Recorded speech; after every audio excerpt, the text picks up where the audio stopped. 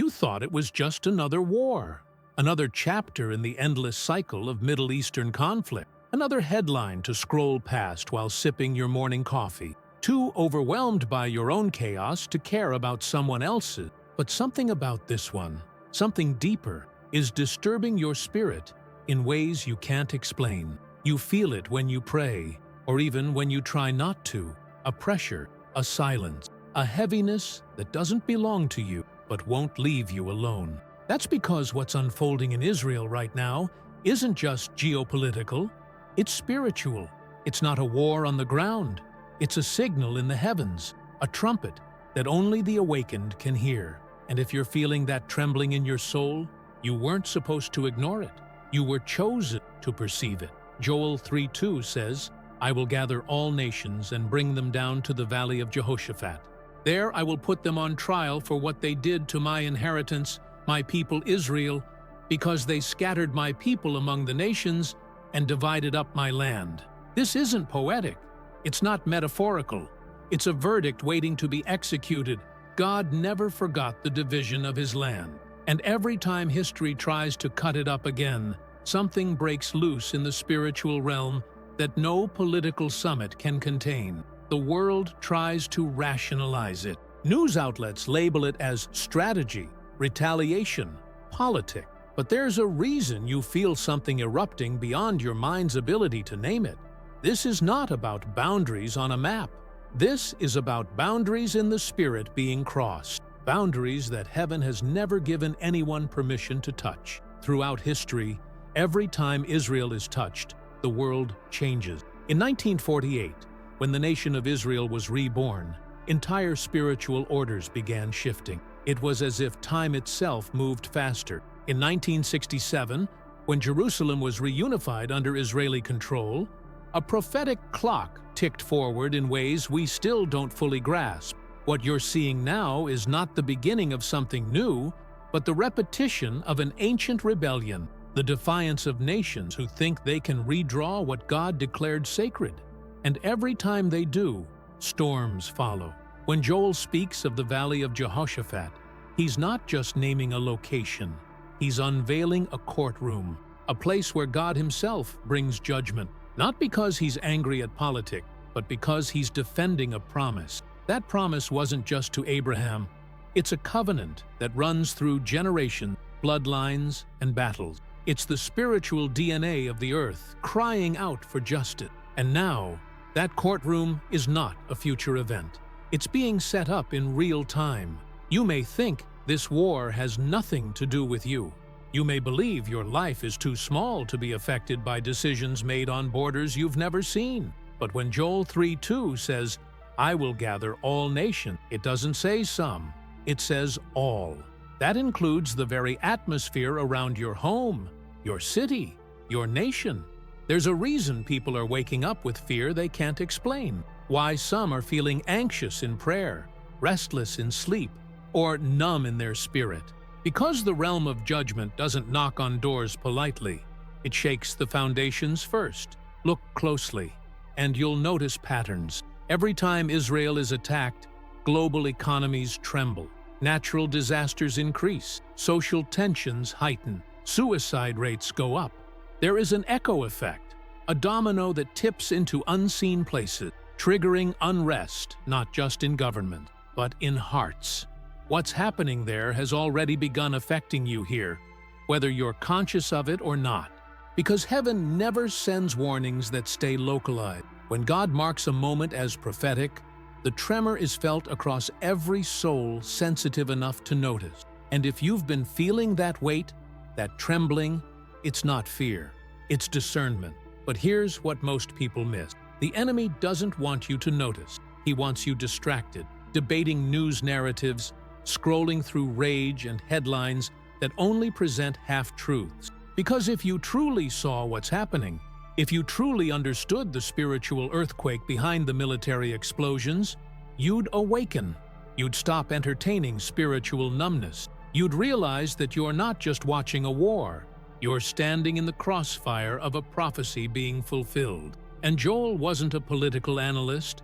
He was a prophet with a broken heart and fire in his bones. He didn't write for applause. He wrote to warn, to shake the people of God out of their slumber. He spoke of blood moons, fire columns, and darkness spreading over the land. And when he said that God would gather the nations, it wasn't to negotiate, it was to judge, not in hate, but in holiness, because there comes a point where injustice is no longer tolerated, where the cries of generations rise so loud that heaven moves. The silence you feel right now isn't absent, it's tension, like the seconds before a verdict, like the moment before thunder breaks through the sky. And in that silence, those who hear know something ancient is being stirred again. It's the sound of God returning to the battlefield, not with human weapons, but with divine purpose. Not to destroy for the sake of destruction, but to defend what has always been His. Your spirit feels heavy because you were born into a time of convergence, not just of history and prophecy, but of justice and war. You're not weak for feeling broken right now. You're sensitive to what others ignore. You're being awakened not to fear, but to intercede, not to flee, but to perceive. Because once your eyes are opened to this kind of spiritual reality, you can never go back to living asleep. Some people will go on pretending nothing is happening, that it's just news, that it's just another war. But for you, it's different. You were never meant to scroll past this moment. You were meant to carry it, to weep with it, to stand in the gap. Because if God is preparing to shake the nation, He always warns His people first.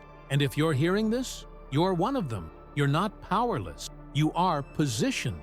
And the moment you realize that this war isn't just about rockets and retaliation, but about prophecy and purpose, something inside you begins to shift. You stop seeing yourself as a spectator, and you start remembering who you are. Someone born for such a time as this. While the world watches missiles fly and alliances form, something far more dangerous is happening in the unseen realm. What you see on your screen is only the tip of a deeper eruption, one that doesn't make headlines but reaches straight into the human soul. Because what's happening in Israel isn't just about nations clashing, it's about spiritual structures collapsing, the kind that have held people in invisible chains for decades. And when God begins to shift His hand over the land He calls His own, those strongholds tremble in every corner of the world. That's why your mind feels tired. That's why your emotions feel stretched. That's why prayers that used to feel powerful now feel like whispers in a storm. You are not broken. You are not losing your faith.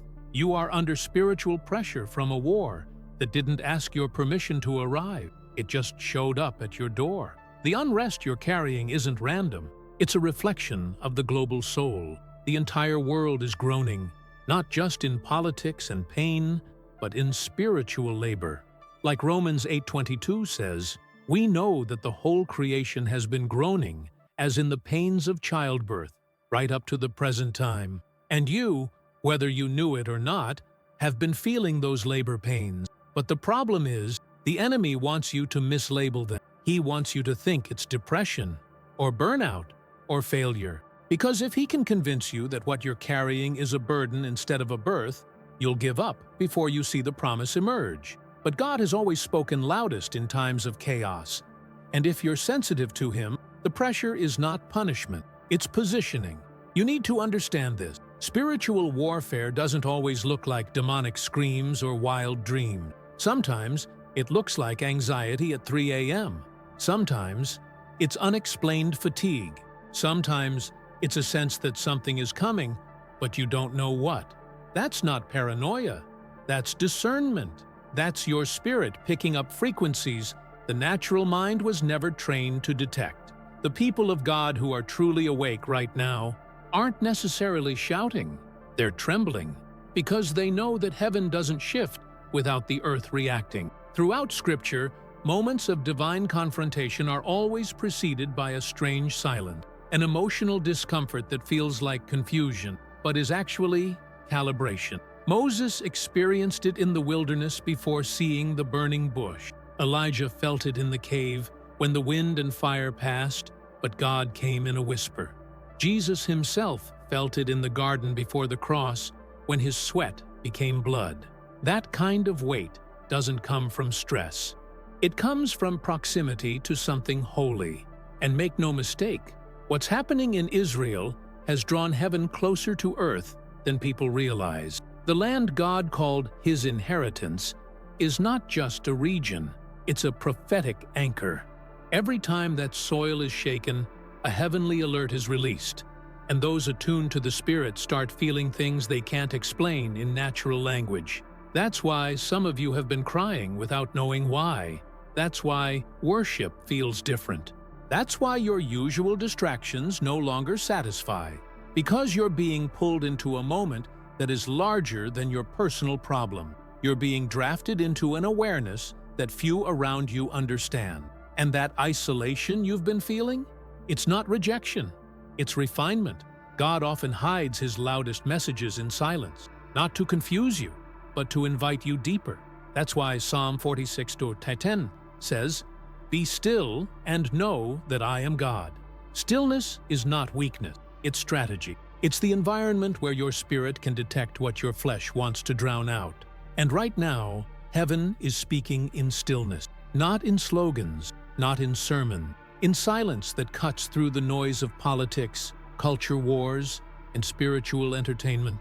And those who learn to listen in this moment will be given insight that others miss. But insight always comes with responsibility. Once you hear the truth behind the noise, you can't pretend, and you can't go back to shallow prayers or distracted faith. Because now you know, this isn't just another news cycle, this is a divine intersection. And those who perceive it must choose, stay spiritually numb, or step into the intercession you were born for. There's a reason Jesus wept over Jerusalem, not because He didn't know the future, but because the people couldn't see what was happening in front of them. If you had only known on this day what would bring you peace, but now it is hidden from your eyes, He said in Luke 19:42. That blindness wasn't physical, it was spiritual. And the tragedy of this moment is not that the world is broken, it's that so many hearts have gone blind to what God is doing right now, right in front of them. But not you. If you're still listening, still watching, still praying even in your weakness, then your heart hasn't gone numb. That ache you feel is not hopelessness. It's a signal, a sign that you're alive to something eternal. And even though you may feel tired, even though your prayers feel small compared to the scope of what's happening, they matter. Because when God moves through history, He doesn't just use nations, He uses individuals who still care enough to weep. There is a spiritual call right now to the weary, to the burdened, to those who are awake but alone. You are not forgotten in this war. You are not powerless. You are the reason heaven is still speaking. And even if you don't feel qualified, even if you think your prayers are weak, understand this: the ones who change history are not always the loudest. They're the ones who refuse to go back to sleep.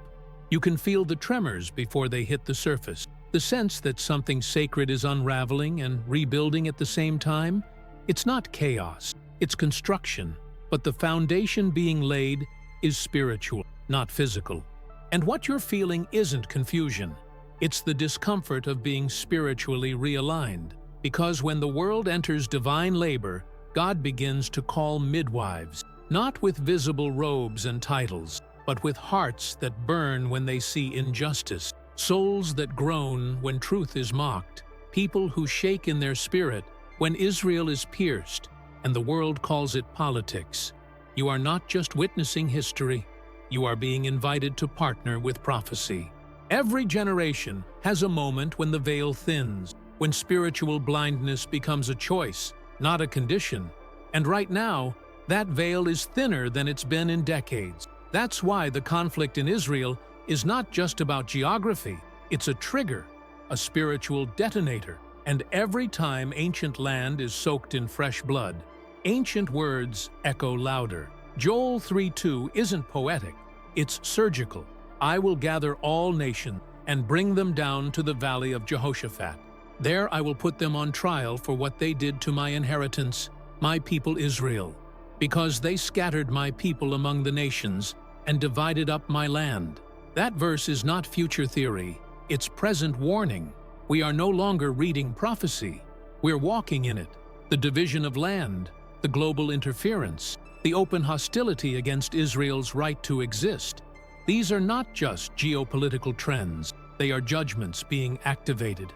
And when the judge rises, everything else must bow. But here's the tension. People are watching this unfold with spiritual apathy. Eyes glued to screens, but hearts unplugged from heaven.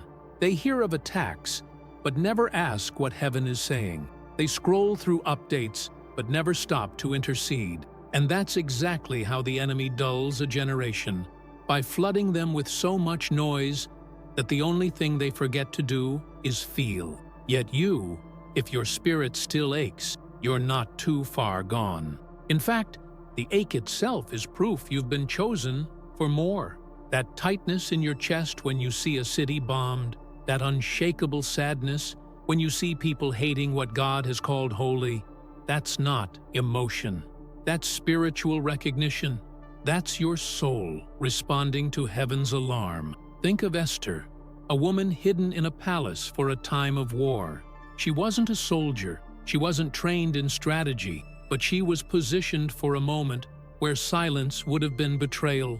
And what did Mordecai say to her? And who knows but that you have come to your royal position for such a time as this? Esther 4:14. That question wasn't just for her. It's for you. Because maybe you're not in Jerusalem. Maybe you're not a prophet on a stage. But maybe your room is the new war room. Maybe your prayers are tipping a scale. Maybe your midnight intercession is catching heaven's attention while the world sleeps. And if that sounds too small to matter, then you don't understand how God works. He doesn't need numbers. He needs obedience. He doesn't wait for perfect conditions. He speaks in the middle of chaos. Right now, the greatest danger to the church is not persecution. It's passivity. It's believers who confuse peace with silence, who think that avoiding hard truths is love, who would rather blend in with culture than bleed for truth. But you weren't born to blend in. You were born to disturb darkness, and your voice, yes, yours, is louder in the spirit than you think. Even Jesus, when confronted with demonic storms or spiritual resistance, never needed to shout to gain power. He whispered, and the wind obeyed. That's the level of authority you carry when you stay rooted in Him. And that's the kind of authority this hour demands. Not spiritual celebrities, but faithful remnants. People who don't care about applause, only alignment. People who read a prophecy and don't file it as interesting, but fall on their knees because they know what's at stake.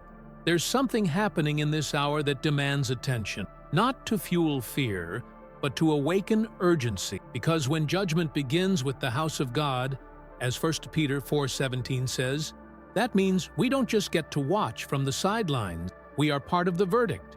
We are either preparing the way or resisting it. There is no neutral ground in a war between light and darkness. Some of you have been feeling it for years, that nudge to go deeper, that discomfort in shallow church, that inner resistance to compromise.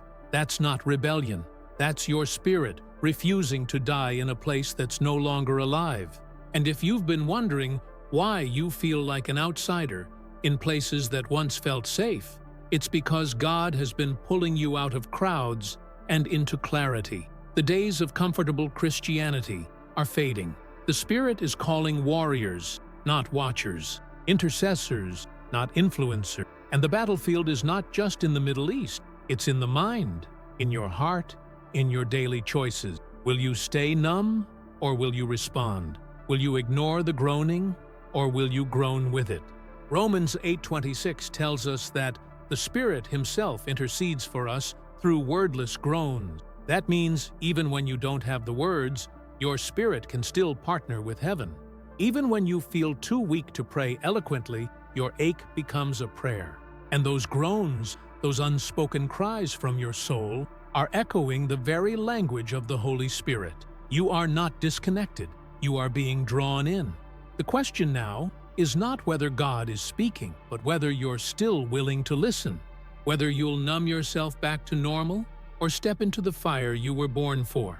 There's a moment in every spiritual life when the sky feels like brass, when prayers hit the ceiling and fall back unanswered, when watching the news becomes an exercise in despair, and the word feels like yesterday's comfort in today's battlefield. But what if the silence is not rejection, but restraint? What if God, in His sovereignty, pauses not to abandon, but to prepare?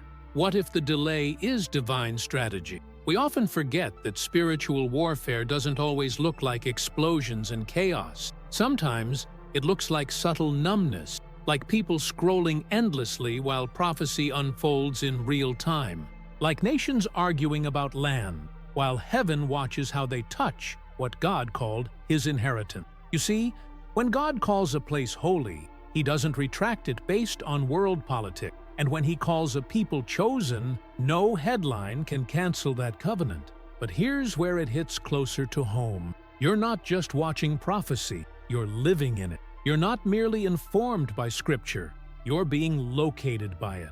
And if something inside you is trembling as you hear this, it's because the Spirit is confirming what your mind hasn't yet processed. You are awake, while many are asleep. There's an ancient principle in Scripture that God always reveals to the remnant before He reveals to the world. Before He acts in the open, He speaks in secret. That's why the ones who see things before they happen often carry the heaviest burdens. You feel the tremors before others notice the cracks. You sense unrest before war is declared.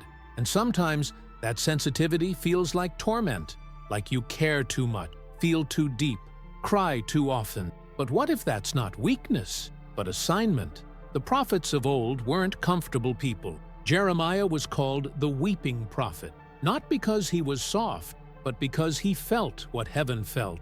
Ezekiel was commanded to lie on his side for over a year as a symbol of judgment. Isaiah walked naked as a sign against pride.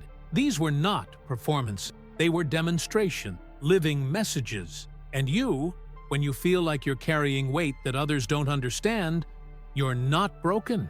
You're being used. In times like these, discernment becomes more important than information, because the news can tell you what is happening, but only the Spirit can show you what it means. And if you've been feeling overwhelmed, it might be because you're carrying interpretations that aren't yours to hold alone. You were never meant to understand all this in isolation. You were meant to cry out, to align, to release the weight through intercession. Not internal anxiety, but the enemy's tactic is always the same. Isolate the sensitive. Make them feel crazy. Shut down the ones who feel too deeply. Distract them with shame for caring. Drown them in noise so they forget the voice. But not this time. Not with you. Because something is shifting. And if you can feel it, you already know.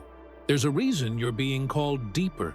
A reason you can't enjoy shallow things anymore. A reason your appetite for surface-level sermons has dried up. A reason why certain conversations now feel like spiritual poison. It's because you've been marked, not for fame, but for faithfulness. Not for applause, but for alignment. You don't need a stage to be an intercessor. You don't need a title to be dangerous to the enemy. You just need to say yes in secret. To stand when others scroll, to groan when others gossip, to believe that your tears are not emotional waste, but prophetic water, sowing into a harvest you may never fully see on this side of eternity. And maybe that's what's been breaking you lately. The tension of being in between, awake but unseen, stirred but not yet sent, called but still questioned. That's not punishment, that's process. God always takes His vessels through the hidden place before the public assignment. Ask Moses, ask David, ask Jesus. Even Jesus, the Son of God, wasn't rushed to a throne. He was led into a desert, tempted, tested, and misunderstood. And when He returned, it was in power. Because the wilderness refined what the world could never recognize. That same Spirit is hovering over you now, not to harm you, but to train you, to remove what can't go with you, to sharpen what must remain, to prepare you, not for comfort, but for confrontation. Because make no mistake, this is not a comfortable season. It's a clarifying one. The shaking isn't random, it's surgical. The chaos isn't failure, it's divine exposure. God is shaking everything that can be shaken, so only the unshakable remains. And that includes you. If you've lost things in this season, people, positions, peace, it's not always a sign of attack. Sometimes it's a sign of alignment. What leaves you in a time of spiritual war was never meant to protect you in battle. God will never allow false peace to stay when true purpose is calling. And the ones who remain, whether friends, leaders, mentors, will be the ones He assigned to walk with you, not the ones you begged to stay. You are not being punished. You are being preserved for a mission that cannot be carried by the casual, for an hour that demands the courageous. And your job is not to figure it all out, but to stay surrendered in the middle of what you don't understand. The glory will return. The justice will manifest. The promises will be fulfilled. But before all that, God is refining His people, not for survival, but for revival. And revival doesn't start in stadiums. It starts in hearts, in homes, in hidden places, with people like you, who are too uncomfortable to stay silent, too sensitive to stay asleep, too awakened to pretend everything is normal. So if you've been crying lately, feeling heavy without a name for it, overwhelmed without clear direction, don't numb it, don't silence it, don't shame it. That ache is holy. That disruption is divine. And that storm inside of you is heaven knocking, not hell invading. There's a part of you that has always known the shaking wasn't just political, that the headlines were only scratching the surface of something deeper, older, more eternal. You felt it before they announced it. You sensed something ancient waking up in the dust of conflict. And now, while others scroll past updates on Israel, Gaza, and Iran with detached curiosity, your spirit flinches. Not in fear, but in recognition. This isn't just war. This is something prophetic, something heaven has been watching long before earth even noticed. When the Bible says God will gather all nations and bring them down to the Valley of Jehoshaphat to plead for His land, Joel 3:2, it's not speaking in poetic symbolism. It's describing judgment on real choices, real maps, real divisions of territory that He called sacred. And yet, generation after generation, humanity insists on redrawing what God never asked us to touch. But what's terrifying is not the conflict, it's the silence. The silence from pulpit, the silence from believers too distracted by trends to notice time is being accelerated. It's the numbness of a church that no longer trembles when prophecy unfolds in real time. But you, if you've made it this far, it means something in you is still alive, still burning, still asking, Lord, what are you doing in all this? And that question, that ache for clarity, is exactly what qualifies you. You don't need to have all the answers. You just need to be willing to feel what others deny. Because heaven isn't looking for experts right now. It's looking for responders, for those who won't just watch history, but interpret it. Those who understand that every clash over Jerusalem is not a political story. It's a pulse from eternity, reminding us that the timeline of man is not the same as the timeline of God. And that's what makes this moment so heavy. It's not just what's happening in the world, it's what's happening in you. God is awakening something in the remnant. You can feel it when you pray, when you worship, when you sit in silence, and the weight of spiritual urgency presses on your chest. You're not making it up. That burden is real. That pull to weep is not weakness. That sudden need to shut off the world and seek His face, that's the Spirit calling you out of the crowd, out of routine, out of distraction, into a clarity that costs you everything normal. Because nothing about this season is normal. The escalation in Israel, the alliances in the East, the silence in the West, the shaking of nations, it's all converging, and God is not panicked. He's precise. Every nation that touches what He calls holy becomes part of a script they didn't write. That's why the wars that seem spontaneous are anything but. And when you see that Israel is not just a nation, but a message, you'll start reading global events the way prophets did. Not as news, but as divine language. But if God is speaking, Why do so many feel lost? Because spiritual blindness isn't just a condition of the unbeliever. It's the cost of comfort. The more we idolize peace without truth, the more we lose the ability to discern war with purpose. And right now, we're not just in a natural war. We're in a war over perception, a war over what's real, what's sacred, what's worth standing for. And the enemy knows. If he can dull your urgency, he can delay your obedience. If he can convince you this is all just politics, he can steal your prophetic voice before it even rises. But here's the part that should terrify hell. You're waking up. You're seeing it. You're feeling it. And once your eyes open, they don't close again. Once you recognize that spiritual warfare has physical shadows, you stop separating the natural from the supernatural. You start interceding differently, worshiping deeper, walking quieter, but with more authority. You stop asking God to end the shaking, and you start asking Him to show you how to move in it. Because while the world is shaking, the kingdom is aligning. Heaven is not pacing in anxiety. Heaven is positioning. Angels are not panicking, they're being dispatched. And your prayers? They are not whispers into darkness. They are decrees into battlefields. Your tears? They are not weakness. They are weapons. And every moment you choose to respond rather than retreat, you frustrate the plans of the enemy. Don't underestimate what's happening in you right now. That sudden hunger for the word, that desire to fast, that pull to go deeper in prayer even when you're exhausted, that's not random. That's God preparing your spirit to carry something weighty. He doesn't pour oil on the casual. He doesn't place mantles on the distracted. He anoints those who are paying attention in the secret place. And maybe you're thinking, but who am I? I'm not a pastor, a prophet, a theologian. But neither were most of the people God used to shake nations. He used fishermen, farmers, exiles, widows, teenagers. Why? Because hunger qualifies you where titles cannot. Desperation gives you access where status does not.